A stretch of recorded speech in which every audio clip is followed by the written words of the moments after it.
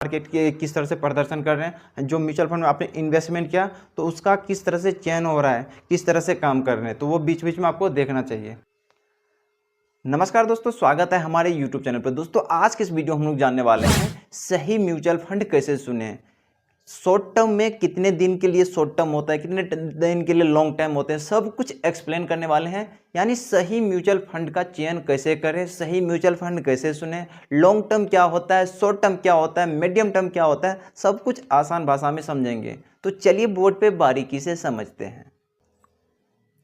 यानी सही mutual fund यानी क्या है, सही म्यूचुअल फंड कैसे चुनें। नंबर 1, शॉर्ट टर्म 1 से लेकर 3 साल।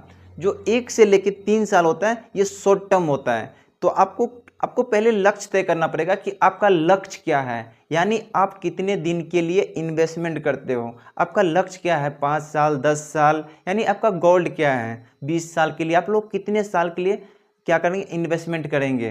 तो आपको पहले तय करना पड़ेगा आपका लक्ष्य क्या है, आपका गोल्ड क्या है, शॉर्ट टर्म का व्यू है या लॉन्ग टर्म का व्यू है। तो इसलिए यहाँ पे हम लिखे हैं नंबर 1 में शॉर्ट टर्म, 1 से 3 साल के अवधि को शॉर्ट टर्म कहा जाता है।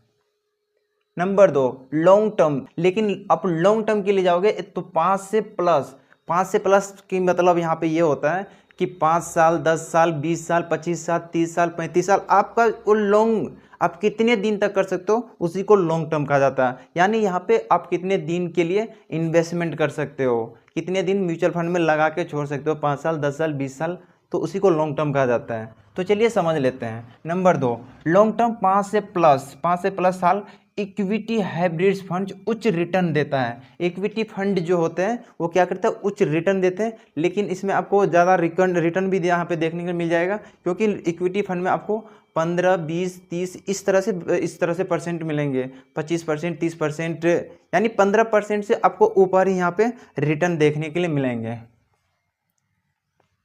हाइब्रिड्स और इक्विटी दोनों मिला के उच्च रिटर्न देता है, लेकिन जोखिम भी उसी अनुसार से है। लेकिन लॉन्ग टर्म के लिए जाओगे तो शायद ना के बराबर ही होता है जोखिम, क्योंकि स्टॉक मार्केट है, थोड़ा जोखिम तो रहता ही है। लेकिन आप लॉन्ग टर्म के व्यू है तो आपको यहाँ पे ज़्यादा कुछ सोचना नहीं है, थोड़ा सा बीच बीच में आपको मार्केट की देखना पड़ेगा, मार्केट के किस तरह से प्रदर्शन कर रहे हैं, जो म्यूचुअल फंड में आपने इन्वेस्टमेंट किया तो उसका किस तरह से चयन हो रहा है, किस तरह से काम कर रहे हैं, तो वो बीच बीच में आपको देखना चाहिए।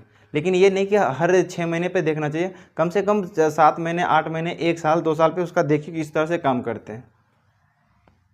Number 3, chain guide. ये देखिए यहाँ पे एक में लक्ष्य और अवधि तय करें। यानी अब इससे पहले मैं बताया कि आपका लक्ष्य क्या है, आपका अवधि क्या है। यानी आपका लक्ष्य क्या है, यानी आप कितने दिन के लिए इन्वेस्टमेंट करते हो, 10 साल 20 साल, आपका गोल्ड क्या, आपको लग रहा है कि नहीं 10 साल के बाद मुझे कुछ कार खरीदना है या कुछ घर बनाना है या किसी का, यानी अपने बेटे के लिए मैं कुछ करना चाहता हूँ। तो इसलिए आपको पहले लक्ष्य तय करना पड़ेगा कि आपका लक्ष्य क्या है, कितने दिन का अवधि होना चाहिए। नंबर 2, यहाँ पे जोखिम सहनशीलता पर ध्यान दें। आप जो इसमें जॉब लेंगे तो आपका कौन सा म्यूचुअल फंड लेंगे।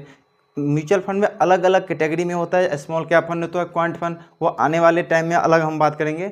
लेकिन आपको देखना पड़ेगा कि इक्विटी फंड में भी अलग अलग होता है, हाइब्रिड फंड्स में भी अलग होते हैं, इक्विटी फंड में भी, इमरजेंसी फंड में भी अलग अलग होते हैं। तो आपको वो अपना सहनशीलता, आप कितना लॉस लेना चाहते हैं, आपका कैपेसिटी कितना है, यानी आपको लगेगा कि इस म्यूचुअल फंड में मुझे इतना रिटर्न, यानी 50% का मैं रिटर्न ले रहा हूँ तो मुझे यहाँ पे ज़्यादा रिस्क भी है, क्योंकि मुझे यहाँ पे नुकसान का भी ज़्यादा संभावना है। तो आपके रिस्क के हिसाब से आपको कितना सहनशीलता कर सकते हैं। नंबर 3, फंड्स का प्रदर्शन और खर्च के अनुपात जांचें।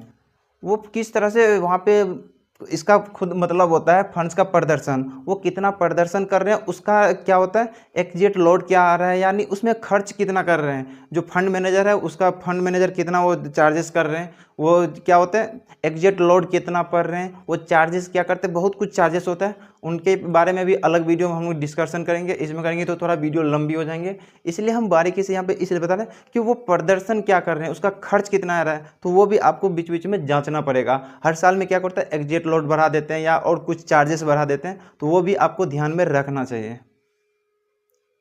तो फिर से मैं यहाँ पे लिख दिया हूँ, अपना लक्ष्य तय करें। यानी आपका लक्ष्य क्या है, तो वो लक्ष्य आपको पहले तय करना पड़ेगा, उसके बाद ही आपको स्टॉक मार्केट में काम करना है।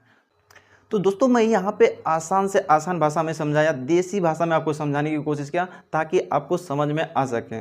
तो किस तरह से ये फंड काम करते, कैसे फंड को चुना जाता है, अवधि फंड क्या होता है, यानी शॉर्ट टर्म क्या होता है, मीडियम टर्म क्या होता है और लॉन्ग टर्म क्या होता है, आसान से आसान भाषा में हम लोग समझे। आप अभी तक डीमार्ट खाता नहीं खोले, जब आप इन्वेस्टमेंट करोगे तो सबसे पहले आपको डीमार्ट अकाउंट की जरूरत पड़ेगी। तो डीमार्ट अकाउंट का लिंक वीडियो की डिस्क्रिप्शन में है। 3 टॉप ब्रोकर्स है, एक है पेटीएम मनी, एक ग्रो, एक अपस्टॉक। तो आप वहां पे जाके फ्री में खाता खोल सकते हो और आप भी स्टॉक मार्केट या एसआईपी में इन्वेस्टमेंट करते हो लॉन्ग टर्म शॉर्ट टर्म के लिए, आप भी इस म्यूचुअल फंड का फायदा उठा सकते हो। तो कमेंट बॉक्स में जाइए, नहीं तो कमेंट में पिन कर दूंगा, नहीं तो वीडियो के डिस्क्रिप्शन में यहाँ पे जाके फ्री में खाता खोल सकते हो, आप भी इन्वेस्टमेंट कर सकते हो। तो दोस्तों इस वीडियो से आपको क्या सीखने को मिला कॉमेंट में जरूर बताएं। और दोस्तों कुछ भी डाउट है तो कॉमेंट बॉक्स आप लोग के लिए यहाँ पे आप लोग कॉमेंट कर सकते हो। तो आई होप आप लोग को वीडियो अच्छा लगा। वीडियो अच्छा लगा तो लाइक करना, दूसरे के साथ शेयर करना, चैनल पे पहली बार है तो चैनल को सब्सक्राइब कर लेना। मिलते हैं नेक्स्ट वीडियो में, तब तक के लिए जय हिंद।